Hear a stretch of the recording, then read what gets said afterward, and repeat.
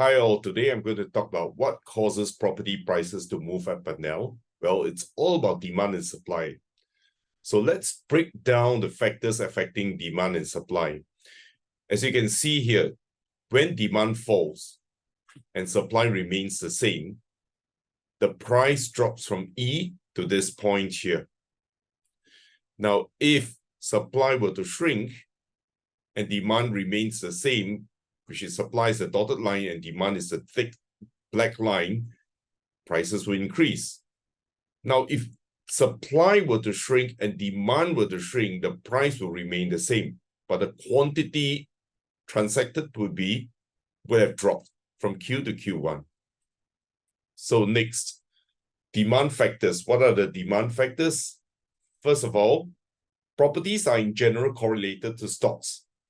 Look at the S&P 500 chart versus the Case-Shiller Home Price Index. They both follow the upward trend. You'll find the S&P 500 achieved 12% per year total returns, including dividends and capital gains, versus about 9% to 8% for real estate. With leverage, however, real estate produces returns of over 21% per year. That's why I always say it's not worth investing in real estate if you cannot leverage safely. I know a lot about stocks because I manage an equity hedge fund that primarily invests in US growth stocks with the ability to trade options to add to my returns. My fund is up 21% year to date. It is daily dealing, no lockup, medium risk rated. Contact me at the email shown here if you wish to find out more. I also manage discretionary accounts for high net worth clients. The second demand factor, when mortgage rates are low, it doesn't cost as much to finance a house. Means home buyers are able to afford more expensive homes on the same monthly budget. Look at the mortgage rates versus monthly payment. The higher the interest, the higher the monthly repayment, your affordability drops as rates go up. Third, taxes, they adversely affect demand. The higher the tax, the more adversely affects demand for real estate. Look at the incremental list of taxes that hit residential property buyers in Singapore. It's just not economical to own multiple properties. Stamp duty has started to rise from 2011 from 3% for citizens, even if you're a citizen, to today, 20% on your second property, 30% on your third property. 30% is gone. That's probably about, well, if it appreciates by 5% a year, 6 years worth of capital gains. So taxes actually wiped out most of your returns. Looking at the chart here is a historical timeline of the effects of cooling measures on property prices and transactions. Every time the government in Singapore slaps on a new cooling measure, transaction volumes fall, prices decelerate. The government tracks property prices index against the GDP growth. If the price index far exceeds GDP growth, more cooling measures will come in. If price index falls below the GDP line, cooling measures are reversed. Guess what? Right now, the price line is above the GDP line. So for example, if this were to be the GDP growth, and this were the property prices, every time the price rises above the GDP line, there will be cooling measures. Every time it falls below, the cooling measures will be reversed. So we are roughly here. The third demand factor is population growth.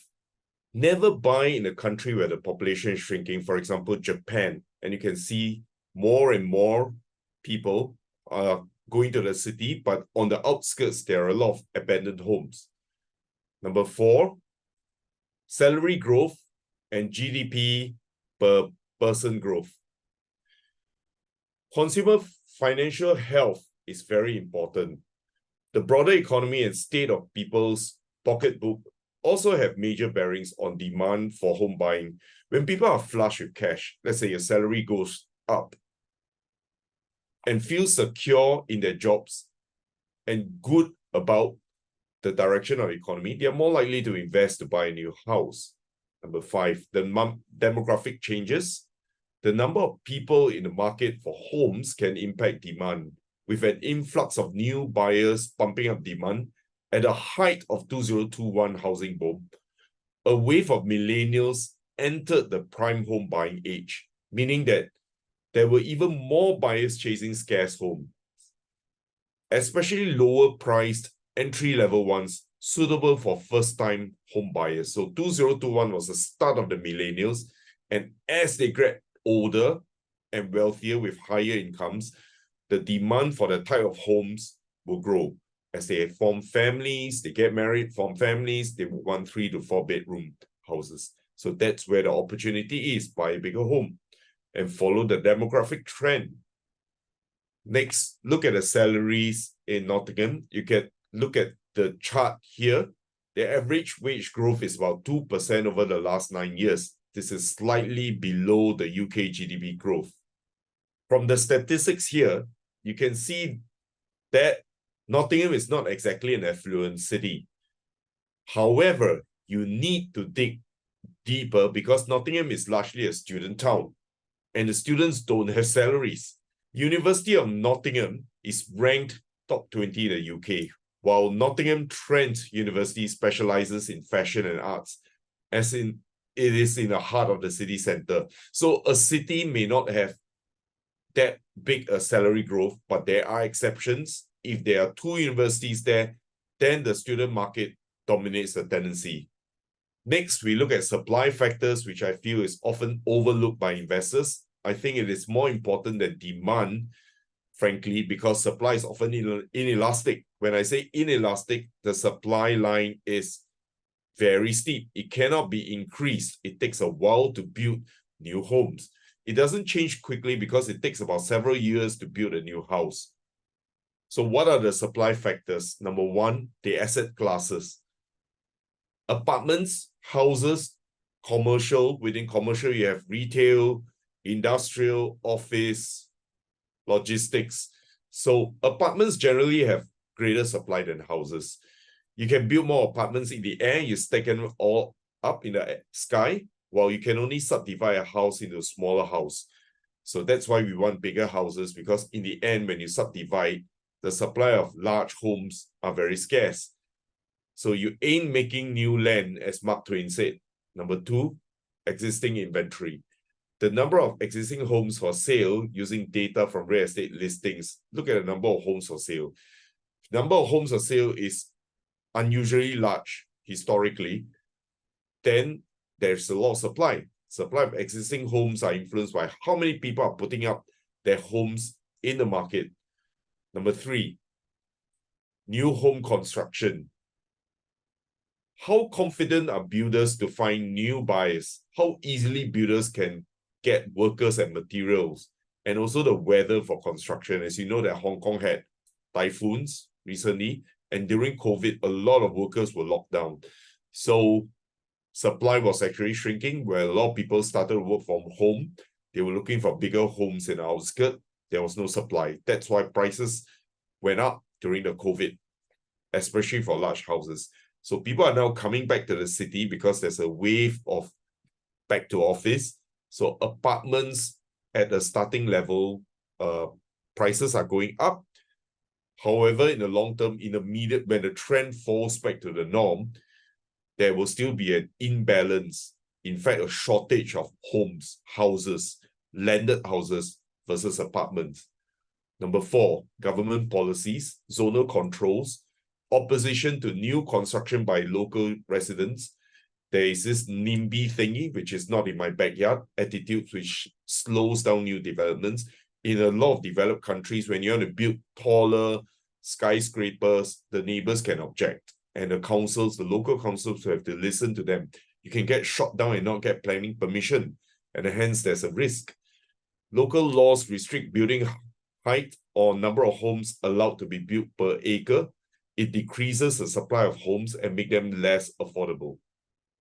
Finally, demand and supply dynamics.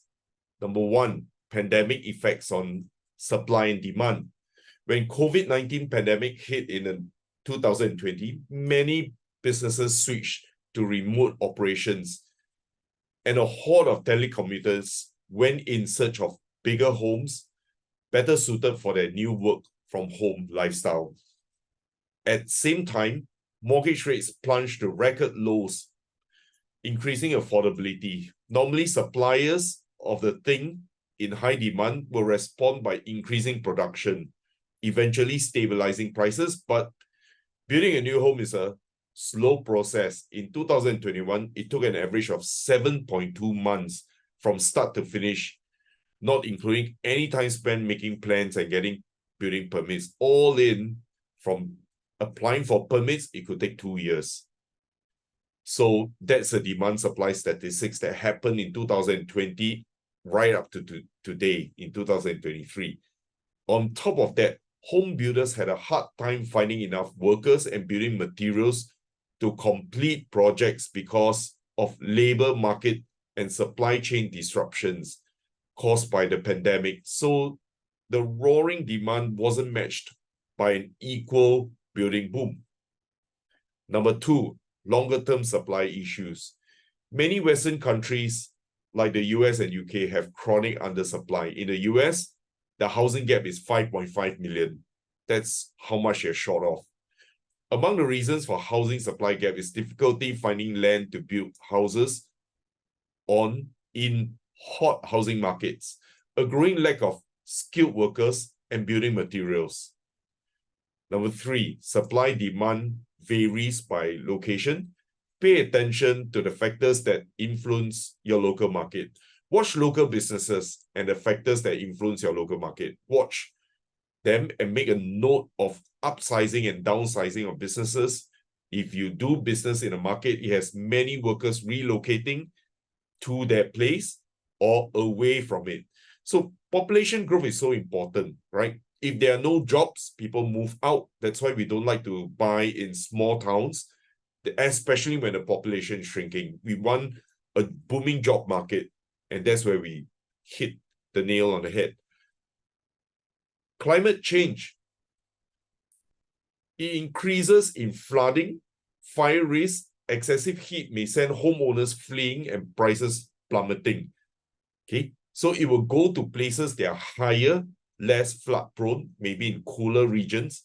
So look at climate change, it's going to be very big an effect. And that's why I think that real estate will actually go up and it will accelerate in the appreciation, because think of all the places with rising sea levels that are flood prone, there will not be any insurance available. So people will have to move to less flood prone areas.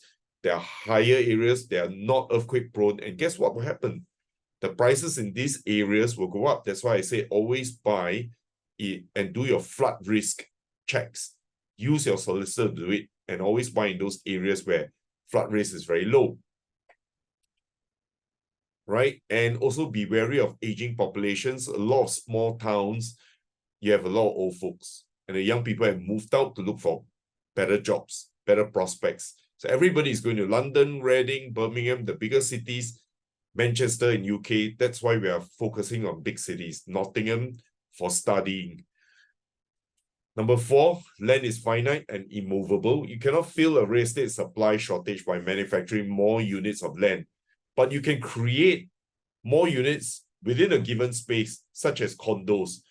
But the land itself is unique. It cannot be duplicated. Likewise, when a shortage of land for homes exists in a given area, you simply can't move in more land to alleviate the shortage. Real estate is where it sits. It will always be a local commodity influenced by local conditions. So number five, demand for housing is more flexible than supply. Demand can change quickly in response to financial or social conditions. Supply of housing takes much longer to adjust. Increasingly, the supply of houses for sale means building a house or apartment buildings which take a long time. 7.2 months for a single family home or landed house, more than a year for an average apartment building. In many countries where planning controls are tight, for example, building has fallen behind demand by millions of units over the past few decades in the UK. This is very acute in terms of shortage. So, all right, I've talked about the fundamentals of demand and supply. Next, in my next video, I'll talk about Singapore and the countries that I analyze, UK and the US, and I'll grade them according to A, B, C, D, E. So see you at the next video.